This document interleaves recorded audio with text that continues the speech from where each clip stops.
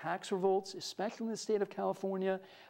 Pat Buchanan, who was Ronald Reagan's communications director, gave a speech in which he said, "The Little Red Schoolhouse worked. Today, schools that spend 20 times per capita what these schools did fail." In the 1990s, with the rise of Christian academies and homeschooling, you see lots of Little Red Schoolhouse imagery.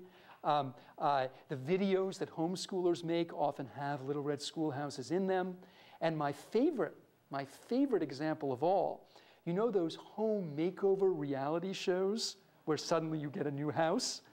Well, they did one with a homeschooling family, with a family that homeschooled its kids, and in the yard they put up a Little Red Schoolhouse, which is astonishing. In the 1990s, liberals would rediscover the one-room school in the small school movement, which was alluded to earlier. The Gates Foundation awarded millions and millions of dollars to downsize schools, and you see lots of Little Red Schoolhouse imagery in that.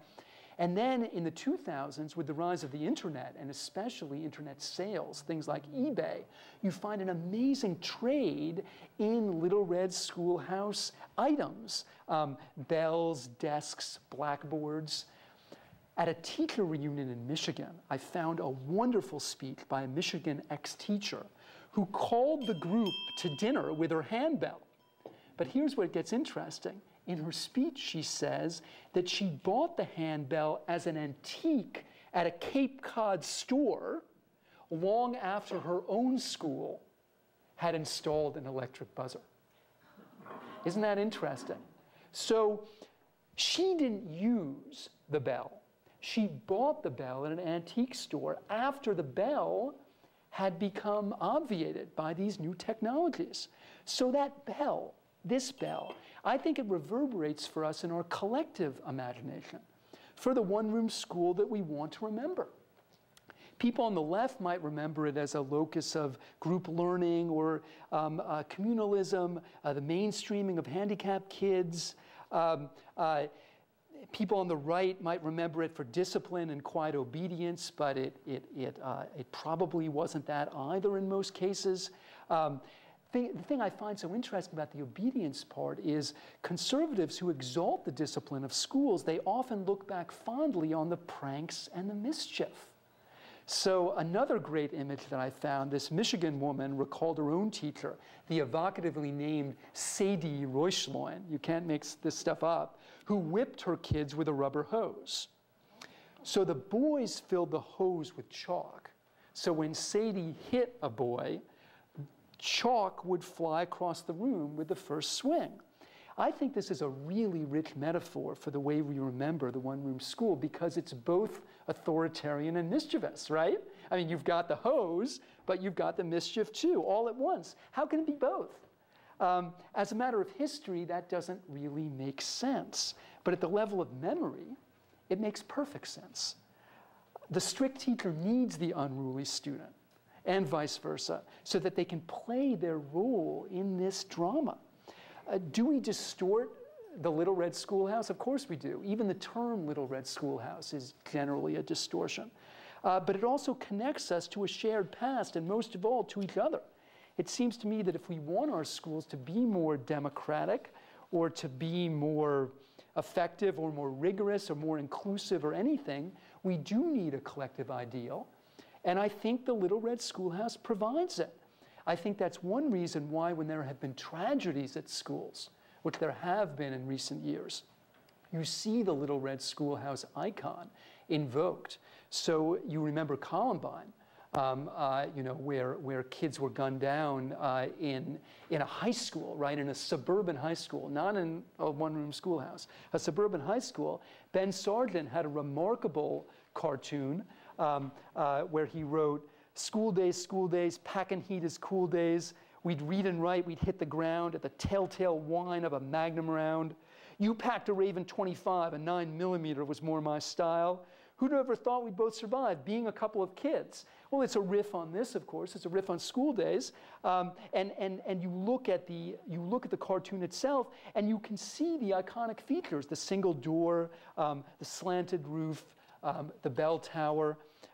And then closer actually to where we are today, the awful shootings at what was actually a one-room schoolhouse in Lancaster County, Pennsylvania in 2006. Here we have a cartoon by Mike Keefe, and you see a lunatic alert, you know, severe, high, elevated, guarded. You have the teacher in front with the handbell, and all of those other iconic features of the school, including the bell tower and there the flag. It seems to me that every American who saw these cartoons recognized the symbolism, the door, the windows, the tower.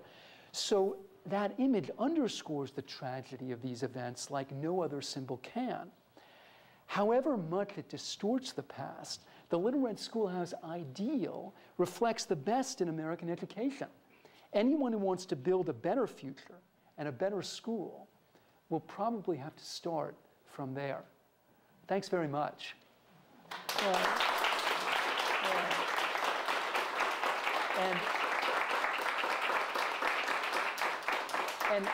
And now I'd like to take some more questions since the others were so great. John, thank you. You have really given us an eye-opening picture of how we have seized upon this image of the Little Red Schoolhouse in our political rhetoric, no matter what side of the spectrum we happen to fall into. So interesting. We've got some more questions from our audience, beginning with the mayor of Shippensburg. Welcome. Thank you. John, we've gone through the Industrial Revolution with the Little Red Schoolhouse, and we're now in the technology revolution. How do you think we can incorporate what we've learned from the Little Red Schoolhouse into the technology of today to make education progress beyond where we are? Well, you know, I think that the potential is enormous because computer technology especially can connect us to communities all around the world. And you see this especially in international education now. There are entire courses that are done as exchanges, you know, and I think the potential there is enormous. But I also think there's a huge danger, and I think it's twofold. I think it's important to remember that the 19th century school was a face-to-face community. And digital communities are different because digital communities, with a single flick of the mouse, you can leave. Right? The communities that gathered in these enterprises, they didn't have that option. They were, if you will, stuck with each other and had to commune, right? Literally, in ways that in digital communities you don't have to.